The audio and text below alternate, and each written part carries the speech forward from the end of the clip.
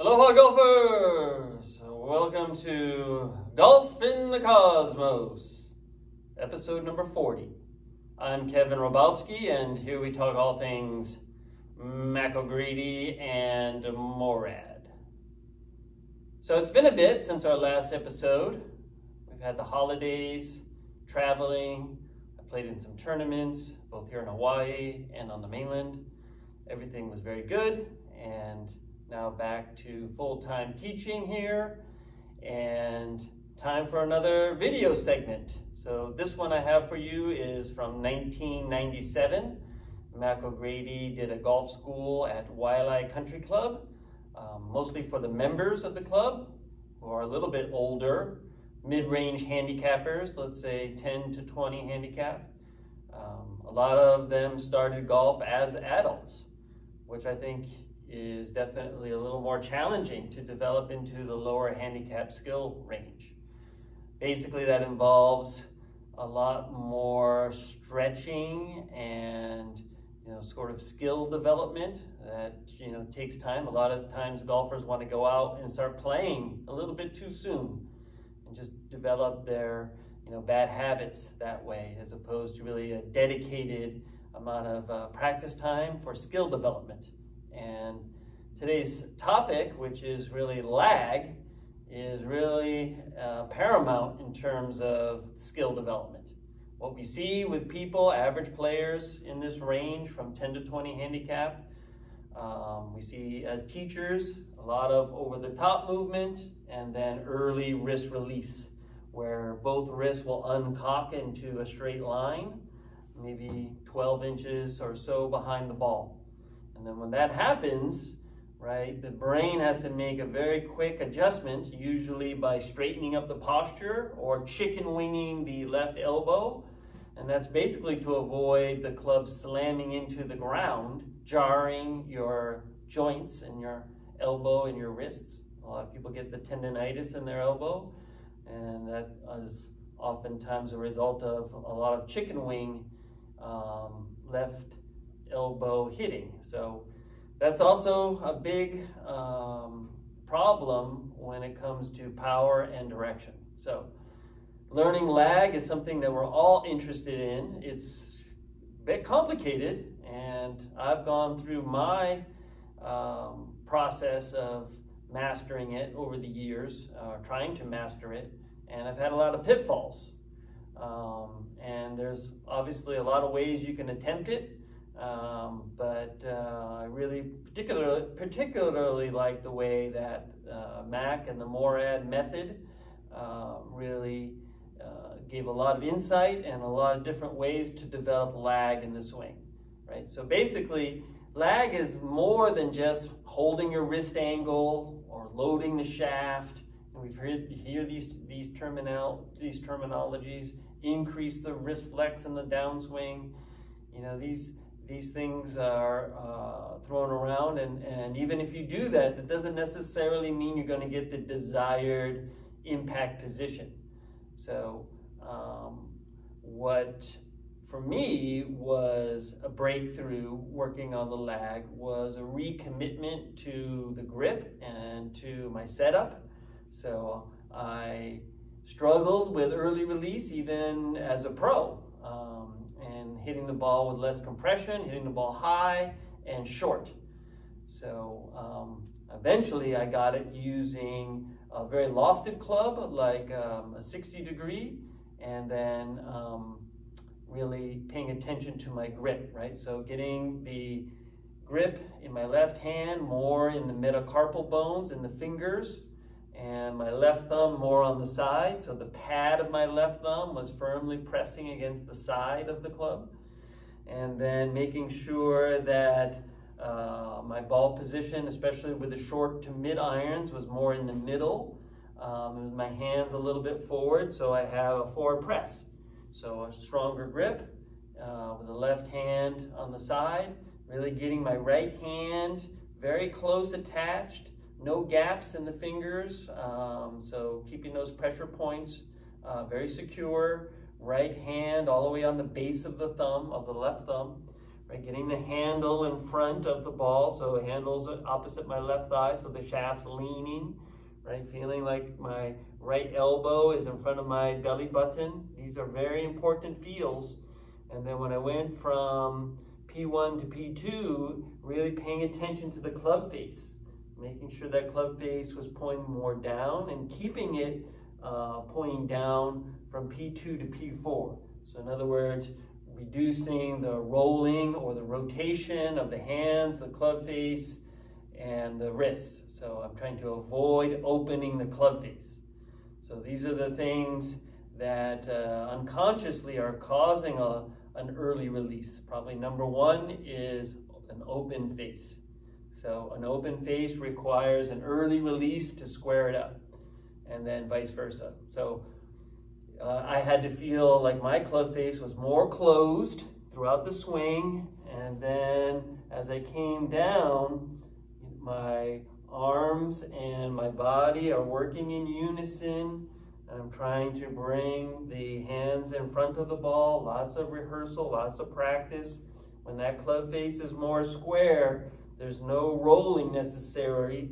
I can just uncock the wrist and it's already there. Right? And if the club face was open, it would look more like that post-impact. So it's open to square, and then the release is back here to help square it up. If this is square to closed, right, my hips start to drive a little more forward, a little more holding action through the ball, and then the wrist can release over.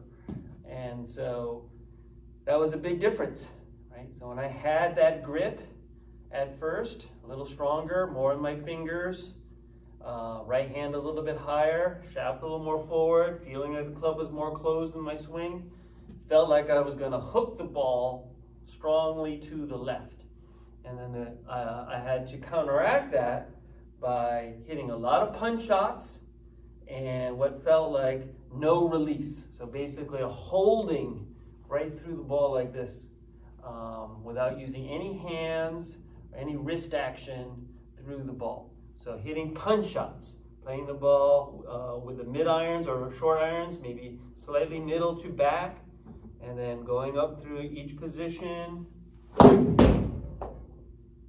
just holding on, right? Hitting down, taking a divot, driving that ball lower, and reducing the finish, right? So going through that practice, that training, not playing any golf, just doing that, within a couple of months, I got the hang of it. It was basically a brain training, right? To get all the little parts, right? And the biggest part is probably the club face, right? Open face, you will not have lag.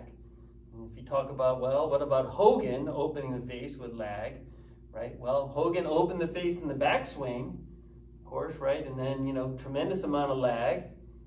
But he did a very unusual thing before impact, is that he bowed his left hand, right? So this arch in the left hand, bowing it down, closed the club face. So what was interesting about Hogan, P2, his club was wide open. His P6, it's slightly closed, right? And he's doing that through wrist manipulation.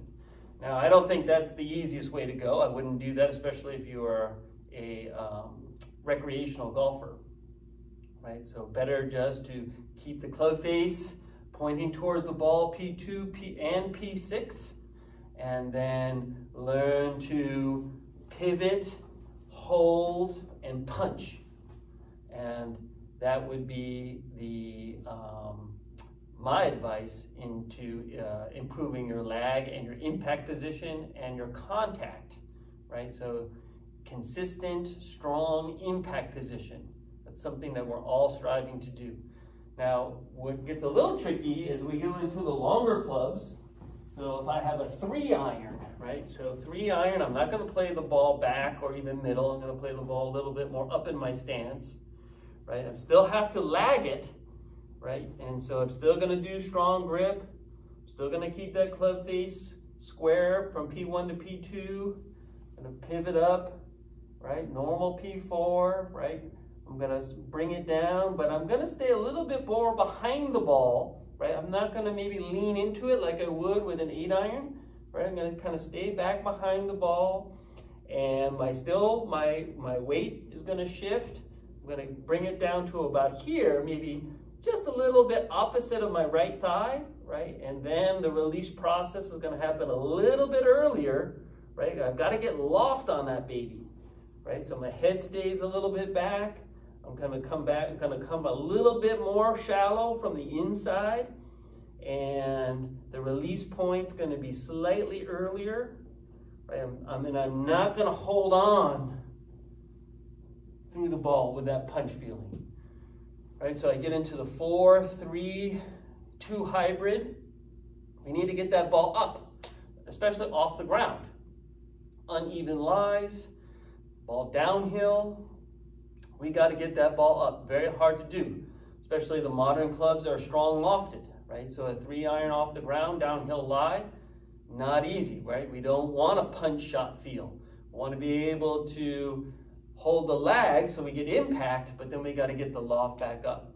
And it's a little bit similar to that with the driver. So also driver lag is different.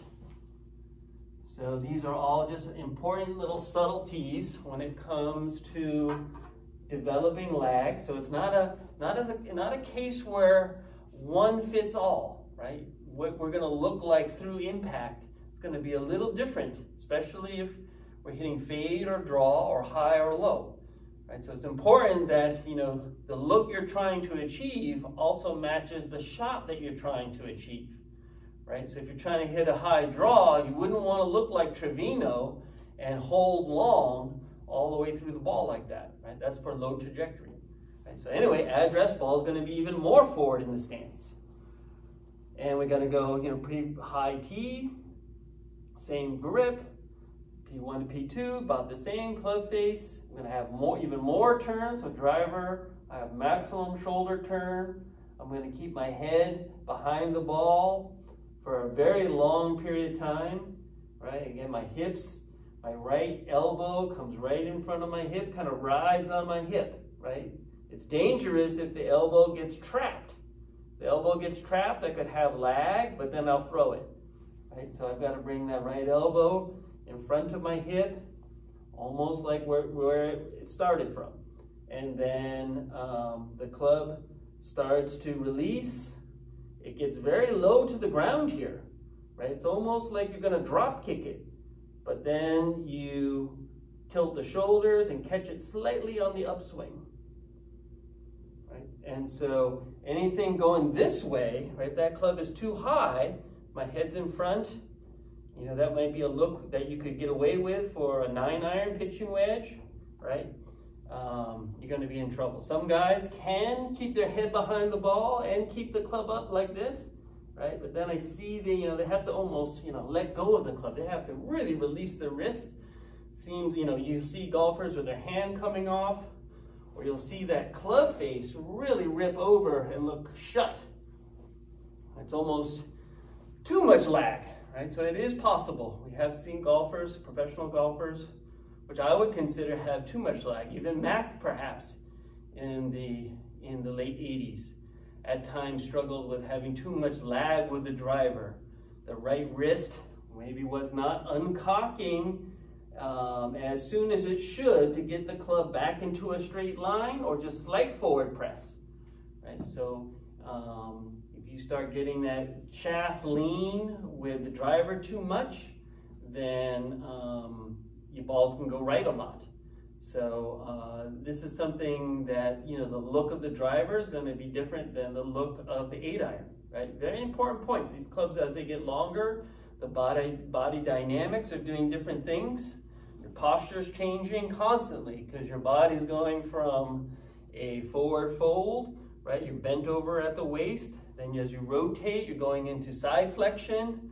Then your weight is shifting to the left, returning to side flexion. Centrifugal force is straightening out the arms. You go into right side bend. And, all of this is happening in a very quick period of time. So it's not easy to coordinate.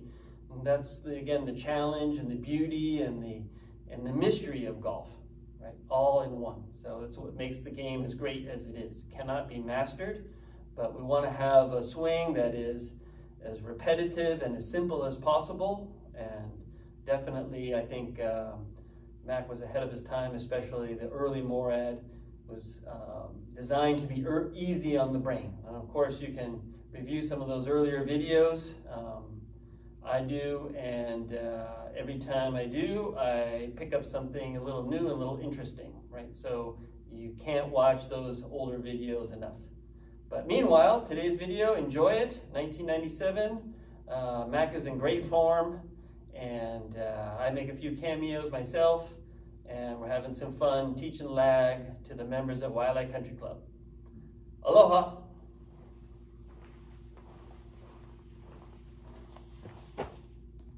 It's a matter of, you know what it's like doing? Watch this, watch this. It's like when you're throwing a baseball, you go like this, your body rotates, rotates, rotates. This is very relaxed, just holding, then it goes. You see somebody that, right, doesn't have the right angle, they go like this, look, they'll go like this. That's how Mickey Rivers on New York Yankees used to pick it up in center field. He's like that, okay? Barely through the second base. Yeah, barely. Steve Garvey like shot put, right?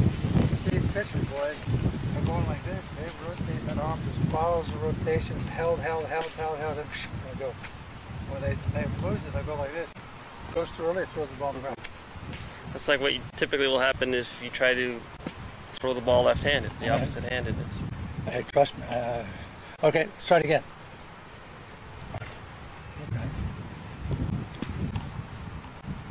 Go real slow. Right elbow's got to increase the flexion just in the downswing. That was about 12 inches. Okay, do it again. One more time. Okay. So this elbow goes back to the rib cage. You feel like you're going to increase this angle, and that was your elbow. Like shoulders. Perfect. Good. Perfect. That's it. Perfect. Again. Just for a blip, just increase that right elbow flexion on the downswing. Beautiful. Now, okay. Now watch. Now, if you do that one more time, completely relax all the muscles and let the club fall on your right shoulder. Watch. Just like this. Just absolutely relax, right? Okay. Now what you've done, you do the opposite. You throw it right away. It's like it hits your right tricep. Yeah. Okay. Very good. Take it. Right. Okay. Pick it up and come all the way down. Go ahead. Very good. One more time. Okay. Beautiful. Perfect. One more time. Okay, a little bit more. Relax it just a little bit in the downswing. Good. Relax it. Increase the flexion. Beautiful. All right, now go aim this way. That one. Okay, yeah, right. Okay, same thing. Right. What? Yeah, he's got to increase just a little bit, right? Pick it up. Beautiful. See, now it keeps in the holding position. Stretch everything out. Do it again. Right. Okay, now tree, disappear. Okay, now step away. Go move about 3 feet back farther. Okay, do the same thing now. Go ahead, take it up, come all the way down and go. All right, you see how much you have to hold on to the club? Yeah. What? Right. I mean, it's like for death. Okay. Okay. All right, back to the tree again. You got a pretty good angle there to the tree. Yeah, it's okay. It's fine. Okay. Right. Yeah. Just 10 times. 2, okay. 3, okay. 4, 5, okay. I'm going to move 5 inches this way. Go to the tree again. And this will stretch those arms, that arm out even more. Go ahead. Okay, very good. 6, 7, 8, 9,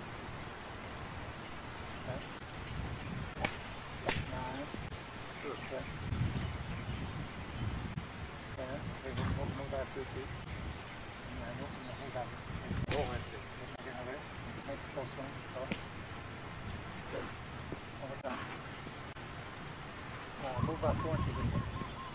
Okay, the camera's on? All right, go ahead. Keep the angles. good. Let's take a look. Okay, go ahead. Very good. Improve your swing yet, Kevin. Okay. Very good. Kevin Ralbovsky. Show those guys stay really close. Keep the shaft parallel to the plane line when you hit the tree. Okay. Oh, it's outside the plane line. Okay, very good. Hey, if you're losing your breath, what's that all about?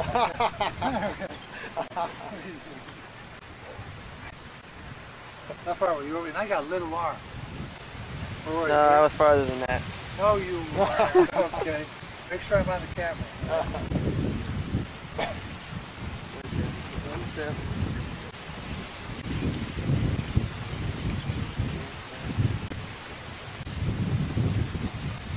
Oh, sure. Yeah, I'll do it again. I'll do it again. Here we go. Okay, go ahead. Right foot right there. Okay, go ahead. I don't think so. I don't think so. You're right. I was here. Even that's wrong, right? Shaft's got to stay square to the plane line.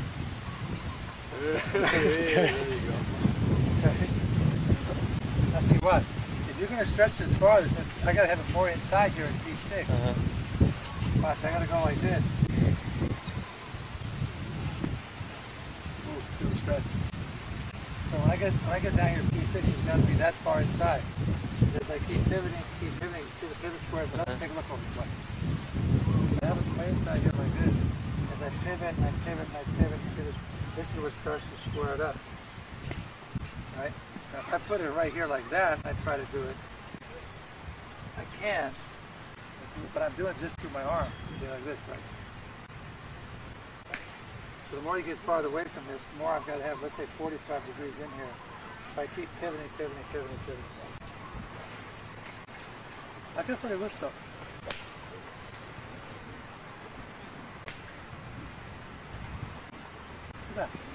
Okay. Go back and show him. Good. There you go. Oh, okay, very good. Once you get it right here like this,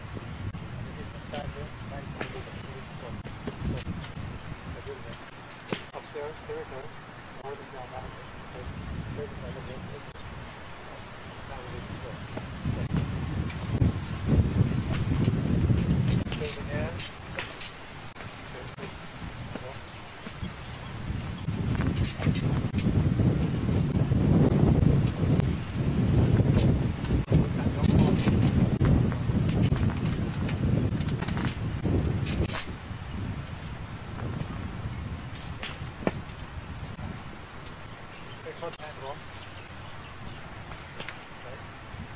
Face a little more. Okay. Okay. Goes again. Okay.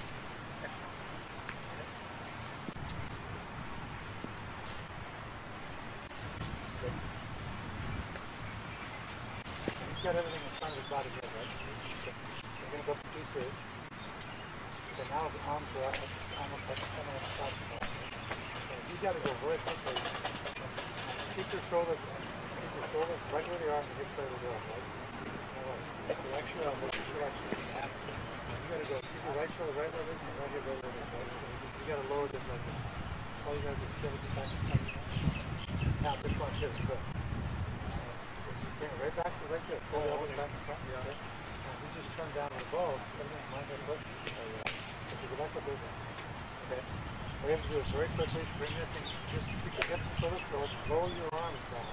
Keep the front top. Now go. Okay. Upstairs. Okay. Okay, good. Now go. Good. And then, you know what? We're going to stand back here and watch it. You do it again real quick. Go up to about B3.5. Watch this. Okay. Keep the right shoulder and hip closed. Roll your arm back in front and go. That's it. What? That's it. It's got a sequence better. That's like the simplest. Do it again. I did the other stuff because I wanted to get them stretched out a little bit. Okay. Keep your hips and shoulders closed. Okay. Yep. Go upstairs one more time. Move your elbow down.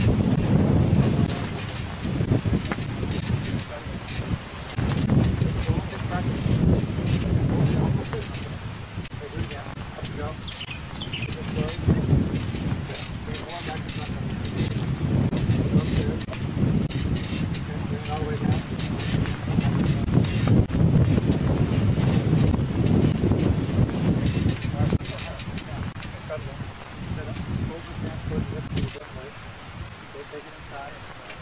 what I'm trying to bring your arms all the way down, all the way down. I wish it were a little later.